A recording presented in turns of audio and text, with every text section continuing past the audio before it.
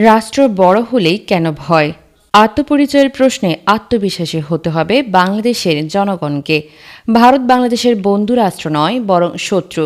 ভারত বড় দেশ, চীন পরাশক্তি, বাংলাদেশ ছোট, আমাদের সাবধান থাকতে হবে। এই ধরনের বাক্যগুচ্ছ প্রায়শই শোনা যায় আমাদের গণমাধ্যমে, রাজনীতিকদের মুখে, এমনকি সাধারণ আলোচনাতেও।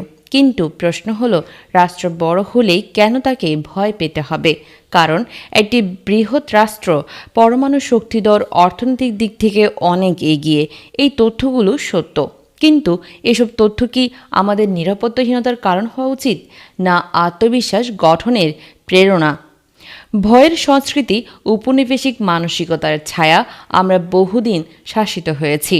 কখনো ব্রিটিশ, কখনো পাকিস্তানি শাসনের অধীনে। সেই শাসনের অভিজ্ঞতা থেকে এক ধরনের ভয়ের সংস্কৃতি গড়ে উঠেছে, যা আমাদের আজও তাড়া করে।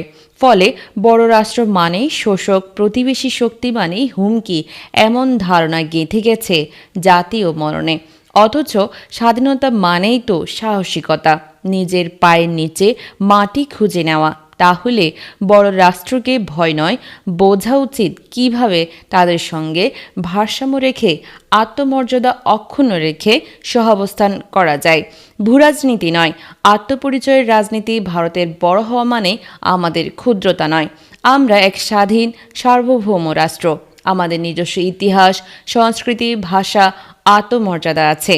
ভারতের উন্নয়ন হোক, বৈশ্বিক প্রসার হোক, তাতে আমাদের প্রতিযোগিতা নয়, প্রয়োজন কূটনৈতিক পরিপক্কতা, পররাষ্ট্রনীতির ভারসাম্য এবং আঞ্চলিক সহযোগিতার শক্তিশালী নীতি।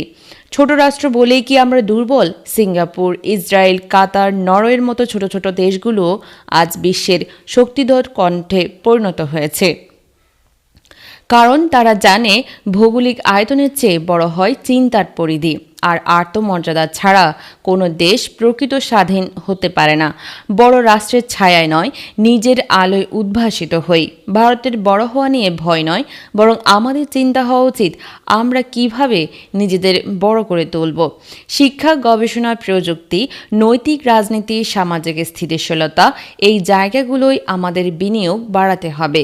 গণতন্ত্রে বিশ্বাস রেখে, অন্য রাষ্ট্রের শ্রেষ্ঠত্বকে স্বীকার করে নিজের পথ খুঁজে নেওয়ার সাহসিকতা গড়তে হবে। রাষ্ট্রের বড় হওয়া ভয় পাওয়ার বিষয় নয়, আত্মবিশ্বাস হারানোরও নয়, বরং বড় রাষ্ট্রের পাশে দাঁড়িয়ে মাথা উঁচু করে বলার মতো শক্তি অর্জন করাটাই একটি জাতির লক্ষ্য হওয়া উচিত। আমরা বাংলাদেশ, এক স্বাধীন জাতি।